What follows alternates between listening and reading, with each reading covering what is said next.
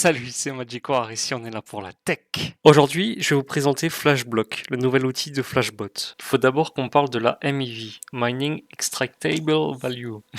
Vous allez avoir un validateur qui va recevoir les transactions dans la même pool et il va pouvoir avoir la possibilité de passer avant ou après une transaction pour maximiser ses propres profits au détriment de la personne qui a réalisé la transaction initiale. L'objectif, c'est de maximiser les profits en plus quand on est validateur, donc on va réorganiser globalement les blocs au détriment des consommateurs et ça pose un gros problème. Il y a plusieurs attaques MEV et c'est ce qu'on va voir. D'abord, vous allez avoir le front running, c'est-à-dire que le validateur va être en possession d'une information. Par exemple, vous êtes le validateur de BlackRock qui souhaite faire un achat d'1 milliard de dollars d'Ethereum. Vous savez que ça va faire monter le prix et donc vous allez vouloir passer juste avant cette opération pour pouvoir l'acheter à un meilleur prix. Vous allez donc mettre en place des frais très élevés pour passer avant lui et acheter des Ethereum à un prix bas. BlackRock lui va acheter avec un prix très élevé, faisant augmenter le prix inexorablement. Ainsi, après, vous allez pouvoir vendre tranquillement en faisant des profits.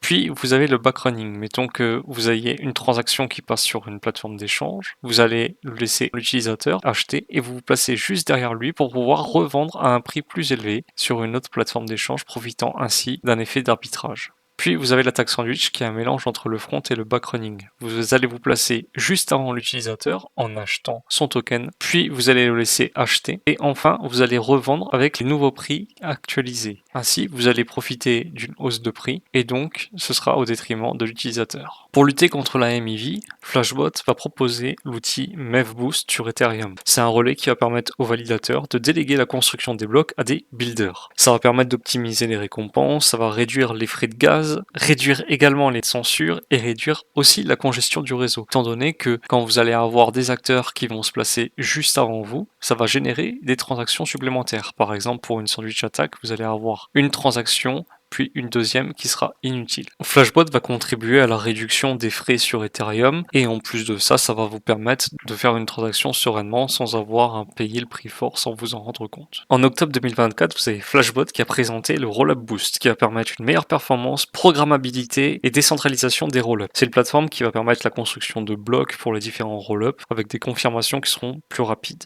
Vous allez avoir deux extensions actuellement, Flashblock et Verifiable Priority Ordering. Je vous le dis en français, comme ça vous comprenez. Flashblock va diviser un bloc en sous-blocs avec des transactions qui seront traitées de façon parallèle. Et donc vous allez avoir des préconfirmations qui seront quasiment instantanées. Les sous-blocs sont de l'ordre de 250 millisecondes. Vous allez pouvoir augmenter donc les performances. En plus de ça, vous allez avoir une meilleure transparence avec des protections des transactions permettant de réduire la MEV et vous avez aussi la possibilité d'imposer des taxes sur les priority fees et donc réduire le nombre de bots sur les différents blocs. Flashblock a été lancé sur la Unichain récemment et a été lancé le 27 février 2025 sur le testnet de Base. Ça a permis à Base notamment d'avoir un boost de x10 sur ses performances. Vous allez avoir une intégration sur le mainnet qui arrive Q2 2025 avec des blocs qui passent de 2 secondes à 200 millisecondes, ce qui va permettre d'augmenter en théorie les TPS de 100 à 500, ce qui va être énorme. En comparaison, Solana a un block time de 400 millisecondes,